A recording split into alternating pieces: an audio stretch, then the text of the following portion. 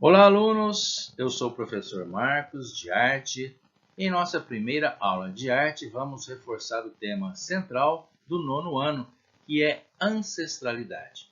Essa aula foi preparada em conjunto com a professora Ercília. E ancestralidade, o que significa essa palavra não muito comum? Bem, ancestralidade tem a ver com hereditariedade, as heranças genéticas e culturais deixadas pelos nossos antepassados, nossos bisavós, nossos avós, são nossos antepassados. Quem pôde conviver com o avô, por exemplo, quanto não aprendeu com ele, não é mesmo? E na história da humanidade sempre foi assim. Mesmo no campo das artes, aprendemos com os antepassados. Então, nessa aula vamos falar sobre ancestralidade. Portanto, guarde bem essa palavra. Ancestralidade é tudo que se refere aos antepassados ou antecessores, o que se recebeu das gerações anteriores, antiguidade, descendência e hereditariedade. Vamos em frente. As cavernas de Altamira, na Espanha, correspondem ao primeiro lugar do mundo em que se identificou a existência da presença humana. Lá podemos ver pinturas de bisões, que são um tipo de búfalo, cavalos, veados, mãos humanas e também misteriosos símbolos que foram pintados ou gravados entre 35.000 e 13.000 anos antes dos dias de hoje. Hoje é conhecido como arte rupestre. Rupestre porque tem a ver com rocha, pintado na rocha, na pedra. Mas para o homem primitivo seria arte? Historiadores afirmam que essas pinturas estavam ligadas a rituais dos homens primitivos. Eles pintavam animais porque acreditavam que teria uma boa caçada e assim por diante. Essa imagem é a da Vênus de Willendorf, conhecida como Mulher de Willendorf, encontrada na Áustria, uma estatueta esculpida entre 28.000 e 25.000 anos atrás. Pois bem, essa foi uma das primeiras representações em 3 dimensões do corpo humano. Suas formas são arredondadas. Para alguns estudiosos, essa estatueta também está ligada a rituais de fartura e de fertilidade. Note que o escultor primitivo ou ancestral, mesmo há milhares de anos, era bem detalhista. Ao ver essa escultura, o que você imagina? Não é interessante saber que algo que desejamos fazer hoje, como uma escultura feminina, alguém já fez há milhares de anos? Mas vamos dar um salto na história para entrar no período do pré-renascimento. Isso mesmo, um período rico da arte mundial. E essa é uma obra de Giotto, chamada de Crucificação, produzida no período de 1304 e 1306. A composição, também conhecida como Descendo ao Limbo, é uma obra do arquiteto e pintor italiano, como já falamos, Giotto de Bondone. Trata-se de um pequeno painel relativo à fase mais madura da carreira do artista. Faz parte da época em que Giotto dirigia um dinâmico estúdio em Florença, na Itália. A respeito dessa obra, podemos dizer que ancestralidade é algo com que convivemos nos dias de hoje também. Por que isso? Porque símbolos como esses do painel, Cristo, a cruz, fazem parte da nossa atualidade, não é mesmo? Ancestralidade também pode ser algo presente nesse sentido. Está certo que o Renascimento foi um período em que os pintores trabalhavam para a Igreja Católica, que detinha não só o poder religioso naquela época. Mas o interessante notar é que muitas das tradições, técnicas artísticas e fé do passado, ou seja, saberes e crenças do passado, têm influência até nos dias de hoje, não é mesmo? Nessa aula, além de mostrarmos a você obras de arte que são ícones. Mas o que é um ícone mesmo? Bom, ícone é um marco, o que é hiper, super, mega representativo de algo.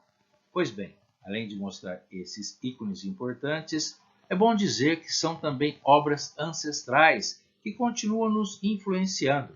A pintura O Nascimento de Vênus, de Sandro Botticelli, é uma têmpera, ou seja, um tipo de tinta sobre tela, criado em 1485 e 1486, também no período do Renascimento. Pois bem, comparando com a Vênus de Willendorf, aquela estátua de pedra, a Vênus dessa pintura é uma outra forma de representação da mulher, não é mesmo? Feitas em períodos diferentes, mas mesmo que involuntariamente, ambas têm algum tipo de relação. Um sentido interessante nesse campo é saber que tudo tem a sua importância, principalmente no mundo da arte. São incontáveis as releituras dessa obra hoje em dia. Estamos falando aí da Vênus. Essa imagem já apareceu em capas de discos, de música clássica, em propaganda de shampoo, mostrando a influência da obra até na comunicação de massa.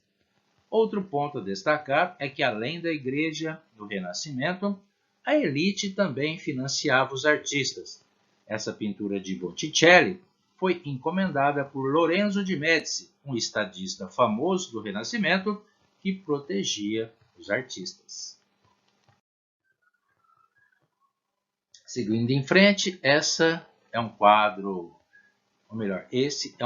muito conhecido, A Última Ceia, de Leonardo da Vinci. É um afresco, outro tipo de pintura. A técnica do afresco é feita sobre uma parede ou teto com base de gesso ou argamassa. Assume frequentemente a forma de mural. A técnica é utilizada desde a antiguidade, estando intimamente relacionada com a pintura italiana renascentista. Pois bem, essa criação de Da Vinci é de 1495-1498 e está localizada em Milão, na Itália. Essa obra ancestral chega ao século XXI como uma das mais conhecidas de todos os tempos. É bem provável que na nossa casa ou na casa de algum conhecido, algum parente, essa imagem esteja presente, seja na forma de um quadro ou até mesmo de um entalhe ou relevo. Qual é o tema do quadro? Como o próprio nome diz, a última ceia de Cristo. Isso foi feito há mais de 500 anos. Se esse quadro já inspirou pesquisas, dúvidas religiosas e até inspirou romancistas e filmes, talvez a força dele seja mesmo a de reforçar uma fé religiosa muito forte no mundo ocidental, o cristianismo. Portanto, algo que deve ser levado em conta quando se trata de ancestralidade na arte é o sentido duradouro das obras artísticas, independentemente do seu período histórico. Não é porque foi feito no passado que não tem valor. As obras do passado continuam influenciando os artistas e os apreciadores da arte do presente. Seguindo mais em frente, agora vamos destacar o trabalho de um artista francês, cuja obra não só retratou o Brasil no período colonial, como também o Brasil imperial. Estamos falando de Jean-Baptiste Debré. O título dessa obra dele é Um Jantar Brasileiro. É como se o artista abrisse à nossa curiosidade uma janela de uma casa no período imperial para observarmos a rotina de uma família da época na hora do jantar. Trata-se de uma gravura de 1827. Esse aí é Jean-Baptiste Debré. Ele foi um grande desenhista, pintor, gravador e professor francês. O artista nasceu em 18 de abril de 1768, em Paris, e em 1816 integrou, juntamente com outros membros, a Missão Artística Francesa ao Brasil, organizada a mando do rei Dom João VI. Seu trabalho foi essencial para retratar o cotidiano do Brasil colônia. Chegou ao Brasil em março de 1816 e permaneceu em terras brasileiras até 1831. A convocação do artista para o Brasil deu-se em função de que, naquela época, o país estava em formação e precisava de pessoas que ensinassem arte. Outro objetivo foi fundar a Academia Imperial de Belas Artes no Brasil, a qual Debré atuou como professor. Em 1829, montou uma exposição com os trabalhos dos alunos. Foi a primeira exposição de artes no Brasil. Durante os 15 anos em que permaneceu no Brasil, Debré pesquisou muito acerca do país e, de volta à França, organizou o primeiro volume da sua obra ilustrada, Viagem Pitoresca e Histórica ao Brasil. Nela, Debré apresentou diversas pinturas sobre particularidades do povo brasileiro, paisagens e arquitetura do Brasil. Nos anos de 1834, 1835 e 1839, ele publicou os 3 volumes de sua obra. A obra evidencia a importância de sua estadia no Brasil, deixando para gerações futuras um registro palpável do Brasil colonial. Interessante, não é mesmo? Além de registrar o cotidiano do povo e o processo da independência do Brasil, Debré também retratou personalidades da corte portuguesa, como Dom João e Dom Pedro I. Para sua obra, procurou registrar com detalhes os costumes e a cultura do povo, incluindo o cotidiano de índios e suas relações com o homem branco, além da mão de obra escrava.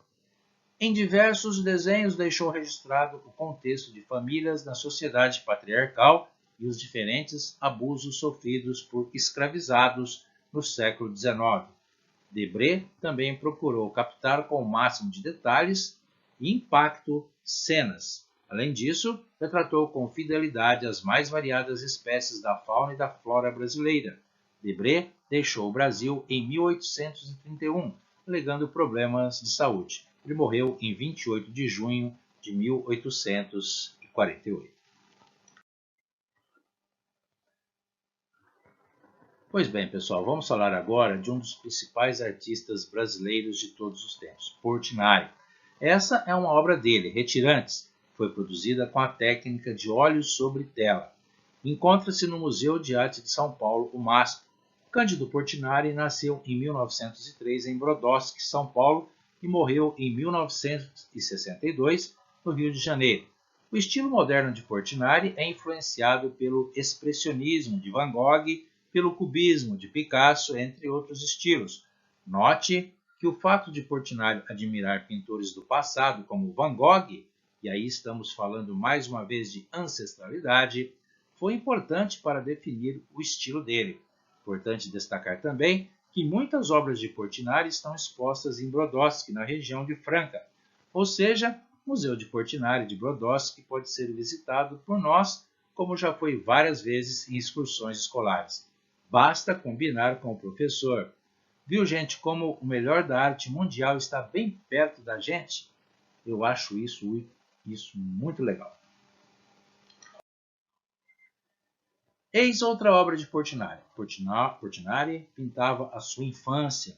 Esse óleo sobre tela intitula-se Menino com Estilingue, pintado em 1947.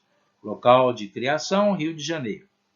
O estilingue, também chamado de bodoque, a tiradeira, fez parte da infância do artista, como também fez parte da minha infância. Talvez não tenha feito parte da sua infância, como a pipa, o papagaio e a cartola. Portinari retratava essas brincadeiras infantis. Lembrando, né, pessoal, que algumas coisas não são muito corretas nessas brincadeiras. Por exemplo, na hora de soltar pipa. Soltar pipa é gostoso, é uma delícia, mas com linha com cerol não dá, né? Por ser linha cortante, pode ferir a sua mão quando estamos empinando a pipa e também machucar outras pessoas, até mesmo gravemente, principalmente os motociclistas. Nunca se esqueça disso, a sua alegria não pode ser a tristeza de outra pessoa, não é mesmo?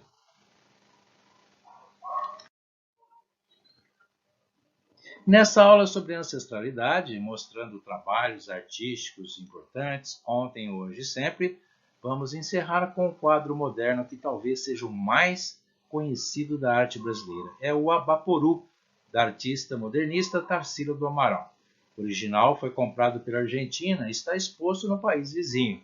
A obra da artista Tarsila do Amaral, que aparece nessa imagem, foi criada em 1928.